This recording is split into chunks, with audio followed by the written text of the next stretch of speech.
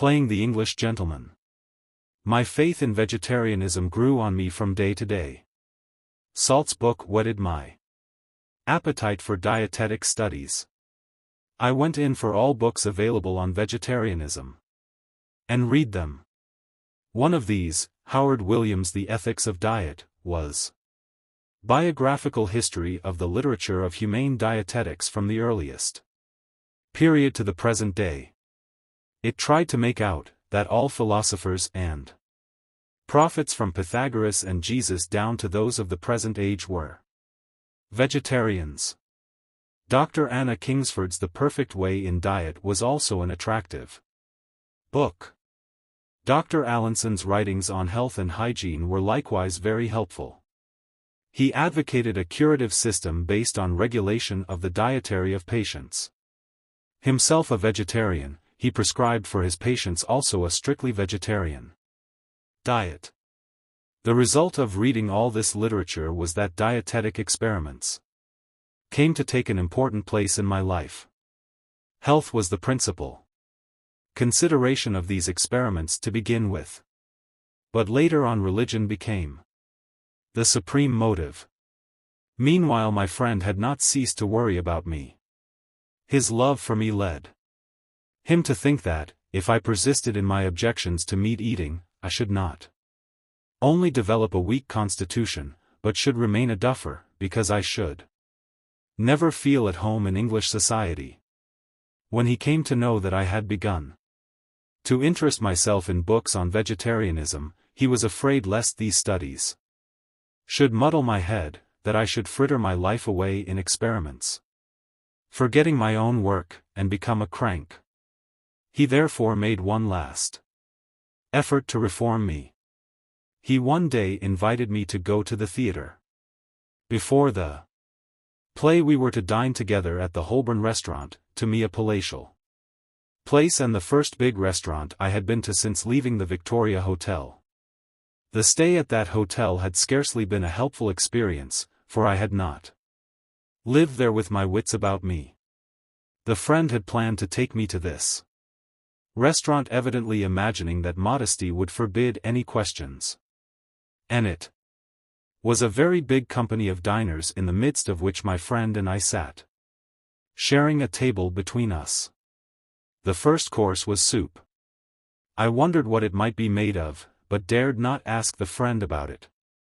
I therefore summoned the waiter. My friend saw the movement and sternly asked across the table what was the matter. With considerable hesitation I told him that I wanted to inquire if the soup was a vegetable soup. "You are too clumsy for decent society," he passionately exclaimed. "If you cannot behave yourself, you had better go feed in some other restaurant and await me outside." This delighted me. Out I went. There was a vegetarian restaurant close by, but it was closed. So I went without food that night.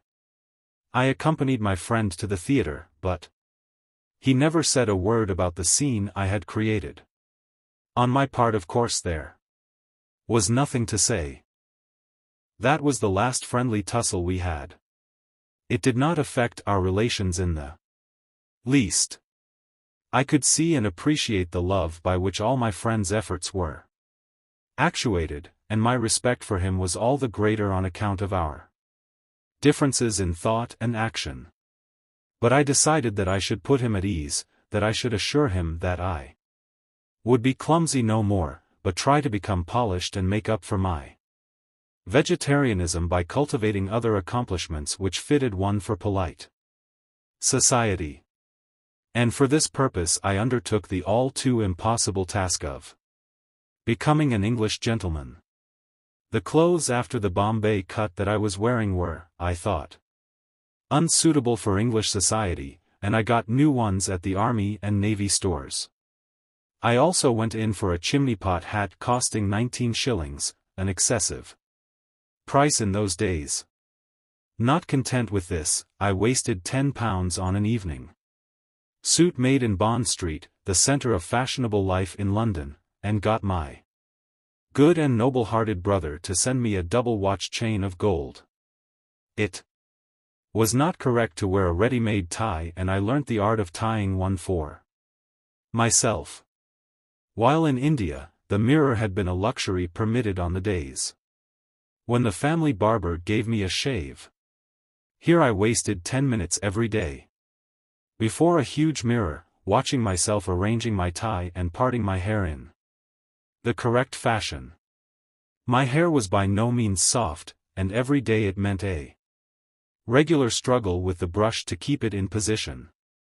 Each time the hat was put on and off, the hand would automatically move towards the head to adjust the hair, not to mention the other civilized habit of the hand every now and then operating for the same purpose when sitting in polished society. As if all this were not enough to make me look the thing, I directed my attention to other details that were supposed to go towards the making of an English gentleman. I was told it was necessary for me to take lessons in dancing, French and elocution. French was not only the language of neighboring France, but it was the lingua franca of the continent over which I had a desire to travel. I decided to take dancing lessons at a class and paid down £3 as fees for a term. I must have taken about 6 lessons in 3 weeks. But it was beyond me to achieve anything like rhythmic motion. I could not follow the piano and hence found it impossible to keep time. What then was I to do? The recluse in the fable kept a cat to keep off the rats, and then a cow to feed the cat with milk, and a man to keep the cow, and so on. My ambitions also grew like the family of the recluse. I thought I should learn to play the violin in order to cultivate an ear for Western music. So I invested £3 in a violin and something more in fees. I sought a third teacher to give me lessons in elocution and paid him a preliminary fee of £1. He recommended Bell's Standard Elocutionist as the textbook, which I purchased. And I began with a speech of Pitt's. But Mr. Bell rang the bell of alarm in my ear and I awoke. I had not to spend a lifetime in England, I said to myself. What then was the use of learning elocution? And how could dancing make a gentleman of me? The violin I could learn even in India. I was a student and ought to go on with my studies. I should qualify myself to join the Inns of Court. If my character made a gentleman of me, so much the better. Otherwise I should forego the ambition. These and similar thoughts possessed me, and I expressed them in a letter, which I addressed to the elocution teacher, requesting him to excuse me from further lessons. I had taken only 2 or 3. I wrote a similar letter to the dancing teacher, and went personally to the violin teacher with a request to dispose of the violin for any price it might fetch. She was rather friendly to me. So I told her how I had discovered that I was pursuing a false idea. She encouraged me in the determination to make a complete change. This infatuation must have lasted about 3 months. The punctiliousness in dress persisted for years. But henceforward I became a student. Changes. Let no one imagine that my experiments in dancing and the like marked a stage of indulgence in my life. The reader will have noticed that even then I had my wits about me. That period of infatuation was not unrelieved by a certain amount of self-introspection on my part. I kept account of every farthing I spent, and my expenses were carefully calculated. Every little item, such as omnibus fares or postage or a couple of coppers spent on newspapers, would be entered, and the balance struck every evening before going to bed. That habit has stayed with me ever since, and I know that as a result, though I have had to handle public funds amounting to lakhs, I have succeeded in exercising strict economy in their disbursement, and instead of outstanding debts have had invariably a surplus balance in respect of all the movements I have led. Let every youth take a leaf out of my book and make it a point to account for everything that comes into and goes out of his pocket, and like me he is sure to be a gainer in the end. As I kept strict watch over my way of living, I could see that it was necessary to economize. I therefore decided to reduce my expenses by half. My accounts showed numerous items spent on fares. Again, my living with a family meant the payment of a regular weekly bill. It also included the courtesy of occasionally taking members of the family out to dinner, and likewise attending parties with them. All this involved heavy items for conveyances, especially as, if the friend was a lady, custom required that the man should pay all the expenses. Also, dining out meant extra cost, as no deduction could be made from the regular weekly bill for meals not taken. It seemed to me that all these items could be saved, as likewise the drain on my purse caused through a false sense of propriety. So I decided to take rooms on my own account, instead of living any longer in a family, and also to remove from place to place according to the work I had to do, thus gaining experience at the same time. The rooms were so selected as to enable me to reach the place of business on foot in half an hour, and so save fares. Before this I had always taken some kind of conveyance whenever I went anywhere, and had to find extra time for walks. The new arrangement combined walks and economy, as it meant a saving of fares and gave me walks of 8 or 10 miles a day. It was mainly this habit of long walks that kept me practically free from illness throughout my stay in England and gave me a fairly strong body. Thus I rented a suite of rooms, one for a sitting room and another for a bedroom. This was the second stage. The third was yet to come. These changes saved me half the expense. But how was I to utilize the time? I knew that bar examinations did not require much study, and I therefore did not feel pressed for time. My weak English was a perpetual worry to me.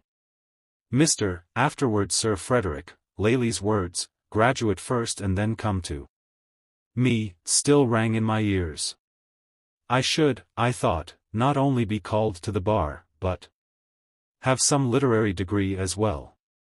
I inquired about the Oxford and Cambridge university courses, consulted a few friends, and found that, if I elected to go to either of these places, that would mean greater expense and a much longer stay in England than I was prepared for. A friend suggested that, if I really wanted to have the satisfaction of taking a difficult examination, should pass the London matriculation.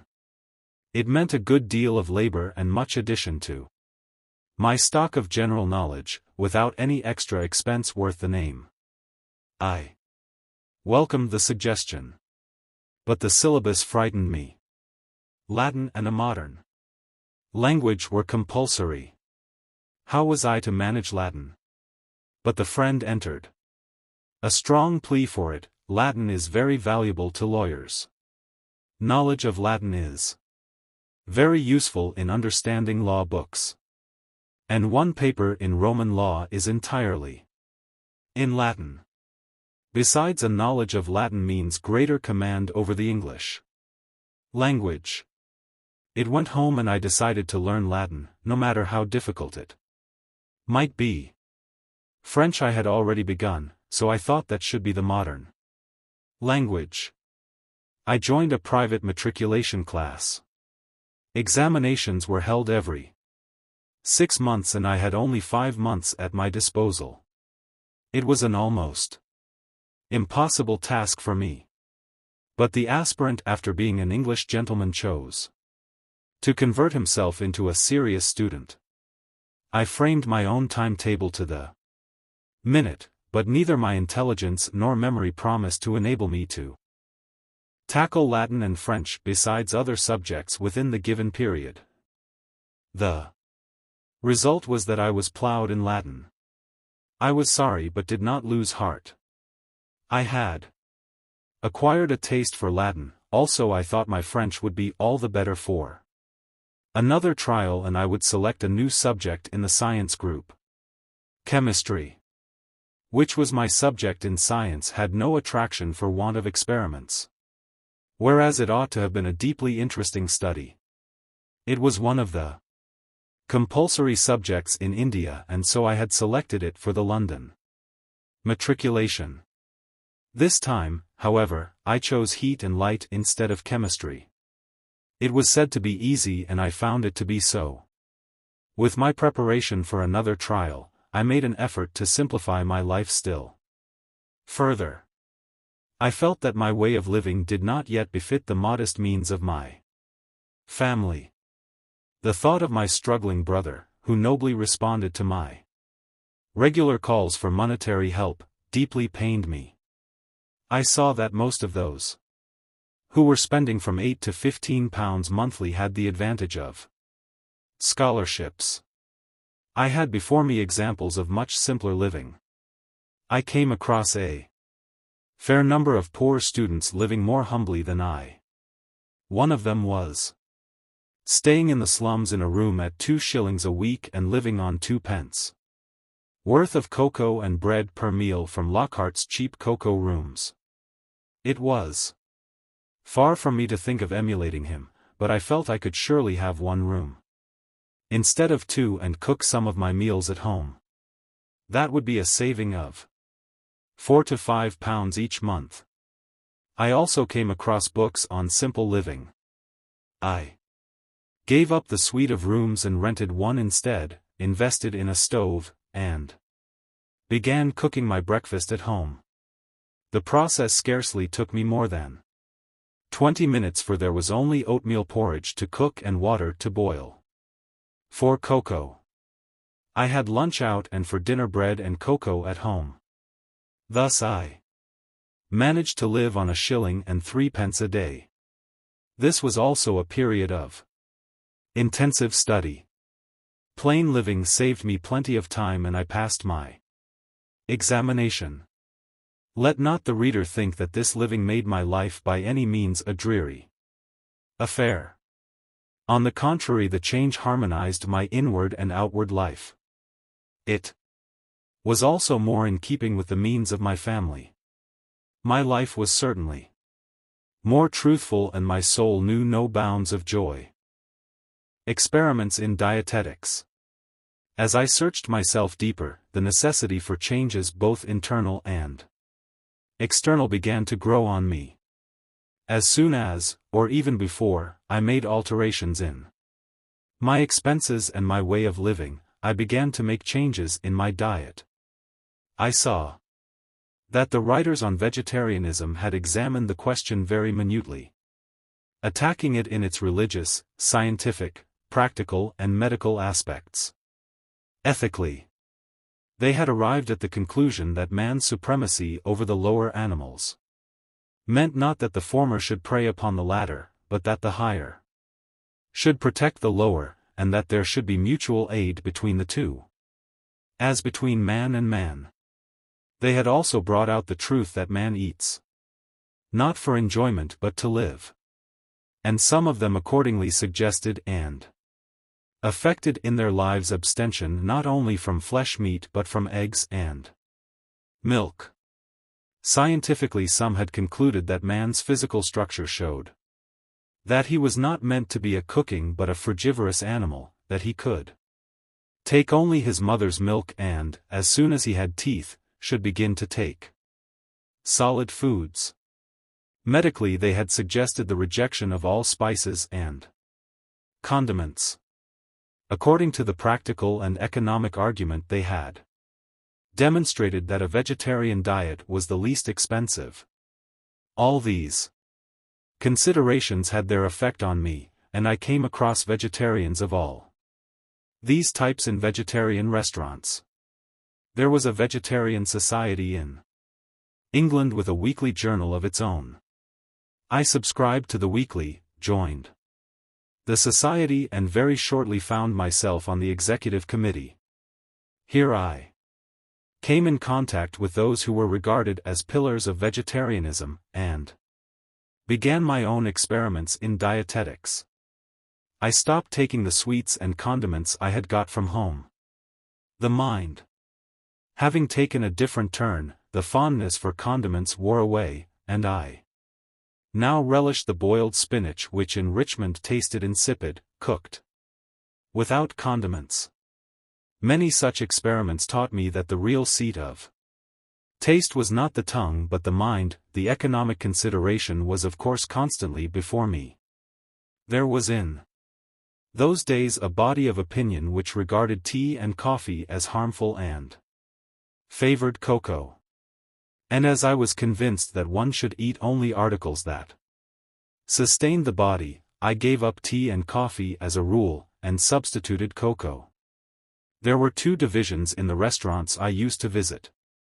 One division, which was patronized by fairly well-to-do people, provided any number of courses, from which one chose and paid for a la carte, each dinner thus costing from 1 to 2 shillings. The other division provided 6-penny dinners of 3 courses with a slice of bread. In my days of strict frugality I usually dined in the second division. There were many minor experiments going on along with the main one, as for example, giving up starchy foods at one time, living on bread and fruit alone at another, and once living on cheese, milk and eggs. This last experiment is worth noting. It lasted not even a fortnight. The reformer who advocated starchless food had spoken highly of eggs and held that eggs were not meat. It was apparent that there was no injury done to living creatures in taking eggs. I was taken in by this plea and took eggs in spite of my vow. But the lapse was momentary. I had no business to put a new interpretation on the vow. The interpretation of my mother who administered the vow was there for me. I knew that her definition of meat included eggs.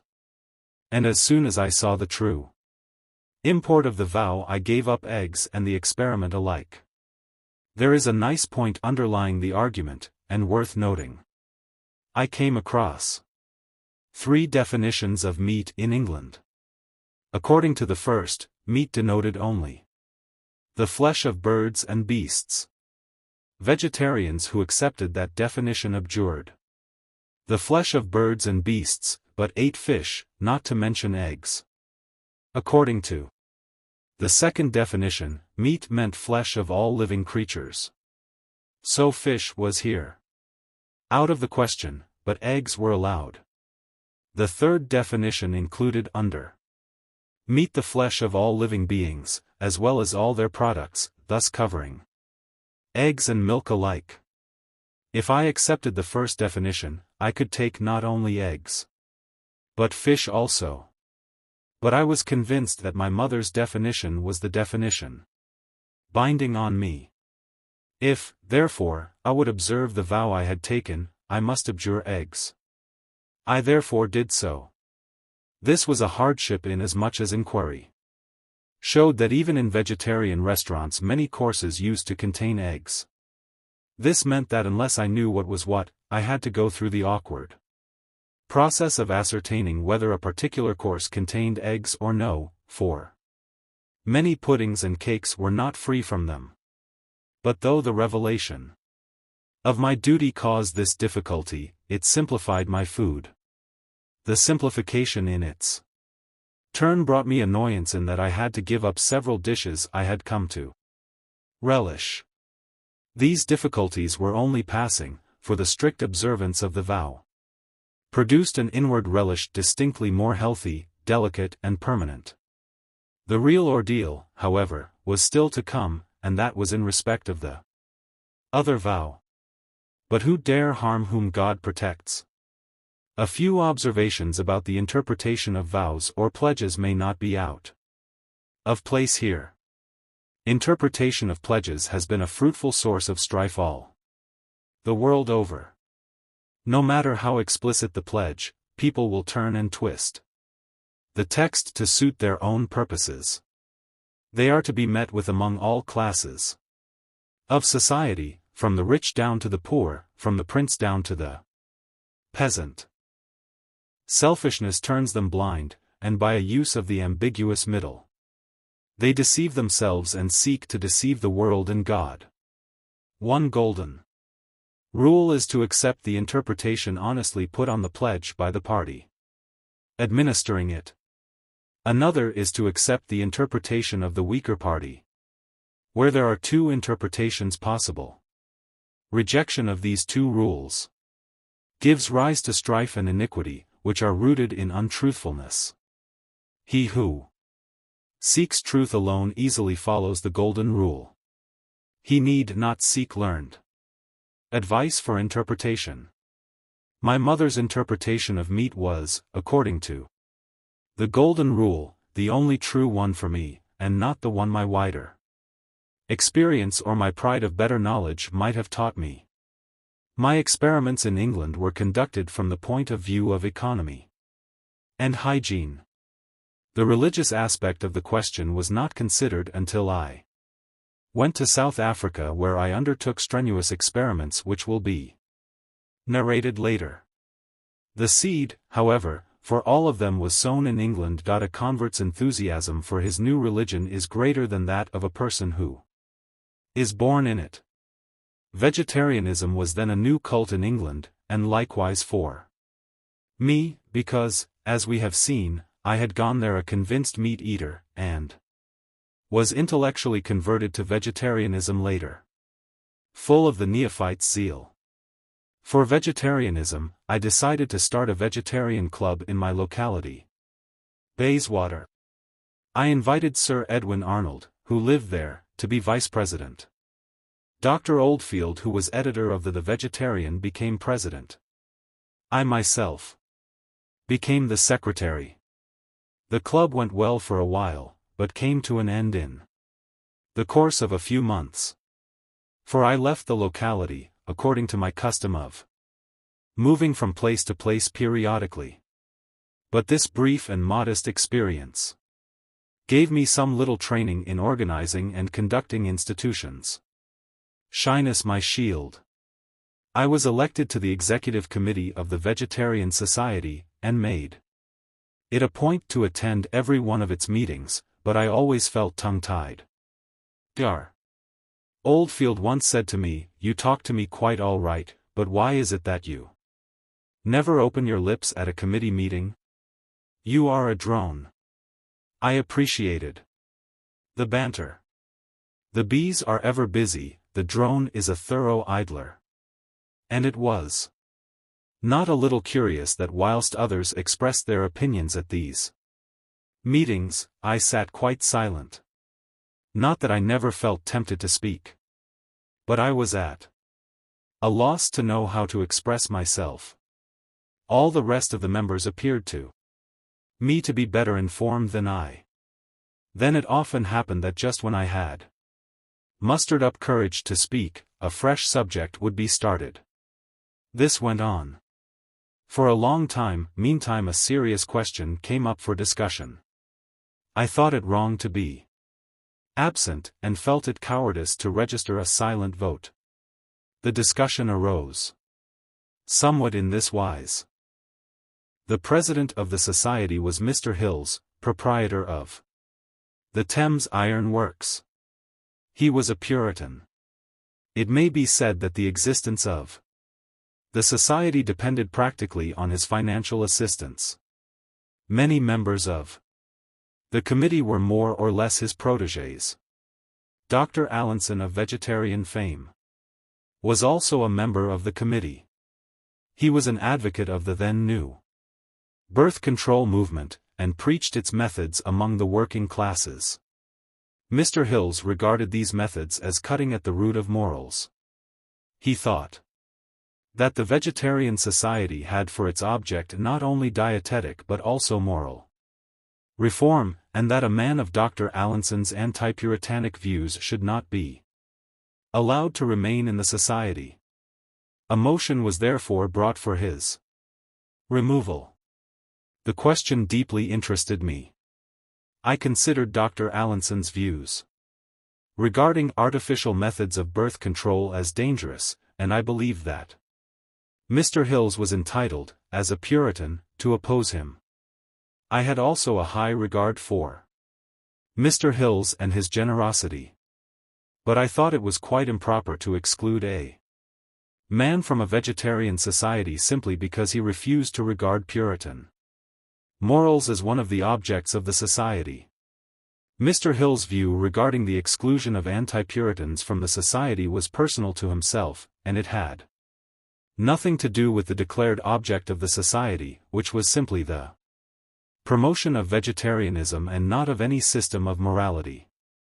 I therefore held that any vegetarian could be a member of the society irrespective of his views on other morals. There were in the committee others also who shared my view, but I felt myself personally called upon to express my own. How to do it was the question. I had not the courage to speak, and I therefore decided to set down my thoughts in writing. I went to the meeting with the document in my pocket. So far as I recollect, I did not find myself equal even to reading it, and the president had it read by someone else. Dr. Allinson lost the day. Thus in the very first battle of the kind I found myself siding with the losing party. But I had comfort in the thought that the cause was right. I have a faint recollection that, after this incident, I resigned from the committee. This shyness I retained throughout my stay in England. Even when I paid a social call, the presence of half a dozen or more people would strike me dumb. I once went to Ventnor with Sj.T. Masmuter. We stayed there with a vegetarian family. Mr. Howard, the author of The Ethics of Diet, was also staying at the same watering place. We met him, and he invited us to speak at a meeting for the promotion of vegetarianism. I had ascertained that it was not considered incorrect to read one's speech. I knew that many did so to express themselves coherently and briefly. To speak extempore would have been out of the question for me. I had therefore written down my speech. I stood up to read it, but could not. My vision became blurred and I trembled, though the speech hardly covered a sheet of foolscap. Sj.T. Masmuter had to read it for me. His own speech was of course excellent and was received with applause. I was ashamed of myself and sad at heart for my incapacity. My last effort to make a public speech in England was on the eve of my departure for home. But this time too I only succeeded in making myself ridiculous. I invited my vegetarian friends to dinner in the Holborn restaurant referred to in these chapters. A vegetarian dinner could be had, I said to myself, in vegetarian restaurants as a matter of course. But why should it not be possible in a non-vegetarian restaurant too? And I arranged with the manager of the Holborn restaurant to provide a strictly vegetarian meal. The vegetarians hailed the new experiment with delight. All dinners are meant for enjoyment, but the West has developed the thing into an art. They are celebrated with great éclat, music and speeches. And the little dinner party that I gave was also not unaccompanied by some such display. Speeches. Therefore, there had to be. When my turn for speaking came, I stood up to make a speech. I had with great care thought out one which would consist of a very few sentences. But I could not proceed beyond the first sentence. I had read of Addison that he began his maiden speech in the House of Commons, repeating, "I conceive," 3 times, and when he could proceed no further, a Wag stood up and said, "The gentleman conceived thrice but brought forth nothing." I had thought of making a humorous speech taking this anecdote as the text. I therefore began with it and stuck there. My memory entirely failed me, and in attempting a humorous speech I made myself ridiculous. I thank you, gentlemen, for having kindly responded to my invitation, I said abruptly. And sat down. It was only in South Africa that I got over this shyness, though I never completely overcame it. It was impossible for me to speak impromptu. I hesitated whenever I had to face strange audiences and avoided making a speech whenever I could. Even today I do not think I could or would even be inclined to keep a meeting of friends engaged in idle talk. I must say that, beyond occasionally exposing me to laughter, my constitutional shyness has been no disadvantage whatever. In fact, I can see that, on the contrary, it has been all to my advantage. My hesitancy in speech, which was once an annoyance, is now a pleasure. Its greatest benefit has been that it has taught me the economy of words. I have naturally formed the habit of restraining my thoughts. And I can now give myself the certificate that a thoughtless word hardly ever escapes my tongue or pen. I do not recollect ever having had to regret anything in my speech or writing. I have thus been spared many a mishap and waste of time. Experience has taught me that silence is part of the spiritual discipline of a votary of truth.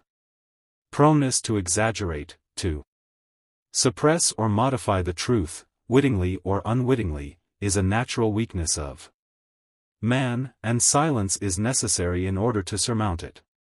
A man of few words will rarely be thoughtless in his speech, he will measure every word. We find so many people impatient to talk. There is no chairman of a meeting who is not pestered with notes for permission to speak. And whenever the permission is given, the speaker generally exceeds the time limit, asks for more time, and keeps on talking without permission. All this talking can hardly be said to be of any benefit to the world. It is so much waste of time. My shyness has been in reality my shield and buckler. It has allowed me to grow. It has helped me in my discernment of truth, the canker of untruth. There were comparatively few Indian students in England 40 years ago. It was a practice with them to affect the bachelor even though they might be married. School or college students in England are all bachelors, studies being regarded as incompatible with married life. We had that tradition in the good old days, a student then being invariably known as a brahmachari. 1. But in these days we have child marriages, a thing practically unknown in England. Indian youths in England, therefore, felt ashamed to confess that they were married.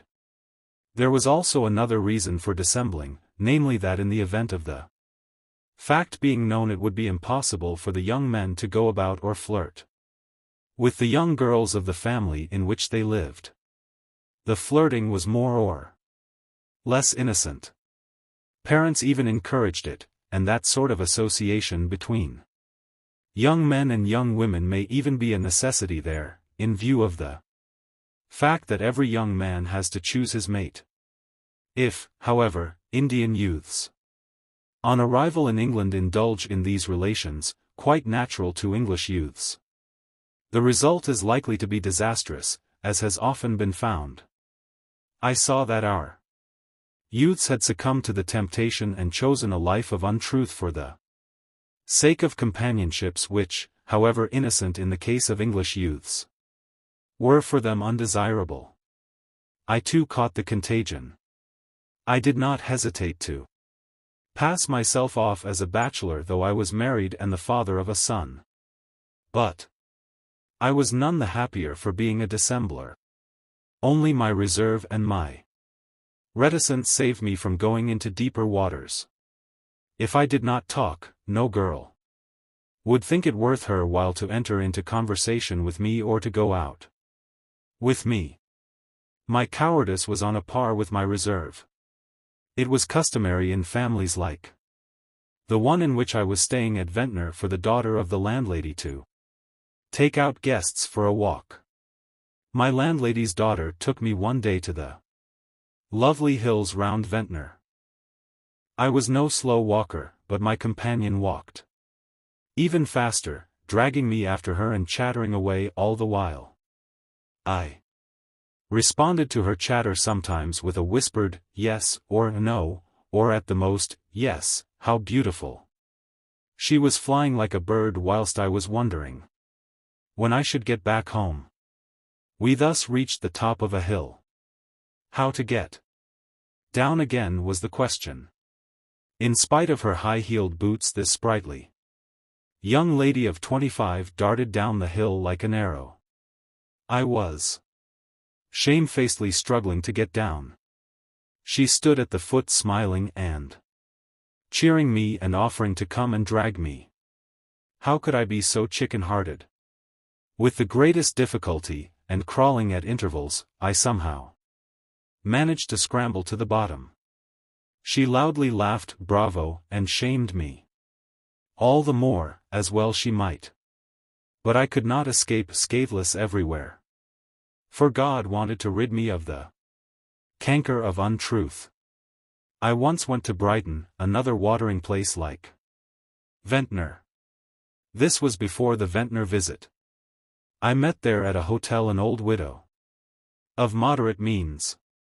This was my first year in England. The courses on the menu were all described in French, which I did not understand. I sat at the same table as the old lady. She saw that I was a stranger and puzzled, and immediately came to my aid.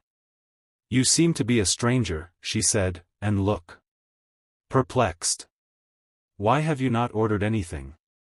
I was spelling through the menu and preparing to ascertain the ingredients of the courses from the waiter, when the good lady thus intervened. I thanked her, and explaining my difficulty told her that I was at a loss to know which of the courses were vegetarian, as I did not understand French.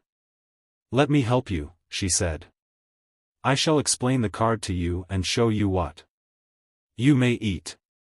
I gratefully availed myself of her help. This was the beginning of an acquaintance that ripened into friendship and was kept up all through my stay in England and long after.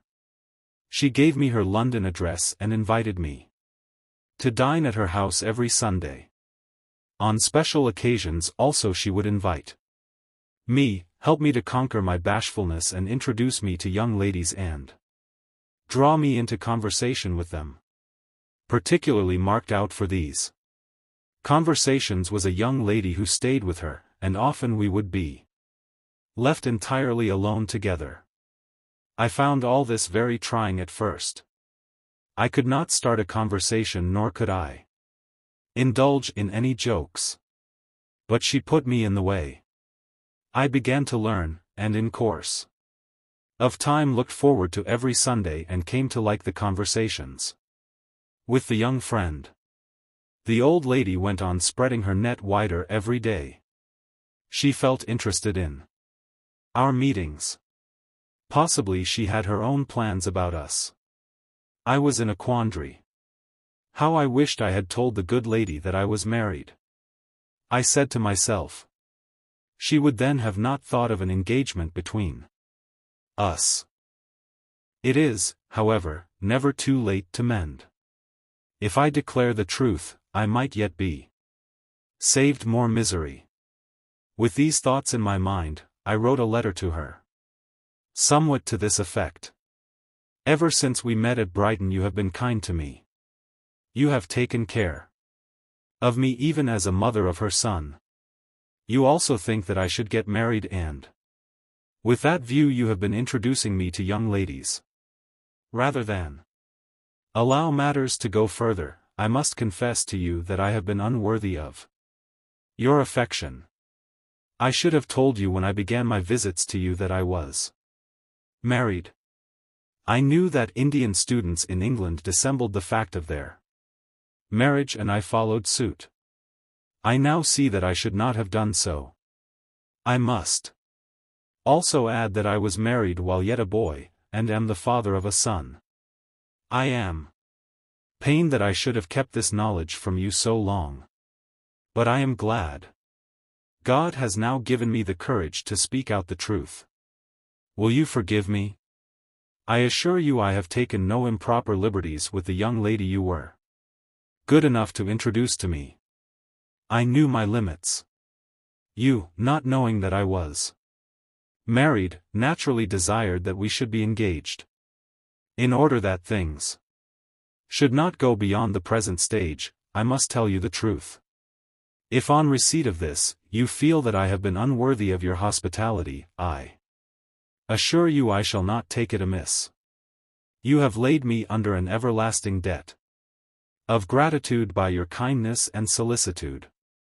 If, after this, you do not reject me, but continue to regard me as worthy of your hospitality, which I will spare no pains to deserve, I shall naturally be happy and count it a further token of your kindness. Let the reader know that I could not have written such a letter in a moment. I must have drafted and redrafted it many times over. But it lifted a burden that was weighing me down. Almost by return post came her reply, somewhat as follows. I have your frank letter. We were both very glad and had a hearty laugh over it. The untruth you say you have been guilty of is pardonable. But it is well that you have acquainted us with the real state of things. My invitation still stands. And we shall certainly expect you next Sunday and look forward to hearing all about your child marriage and to the pleasure of laughing at your expense. Need I assure you that our friendship is not in the least affected by this incident? I thus purged myself of the canker of untruth, and I never thenceforward hesitated to talk of my married state wherever necessary.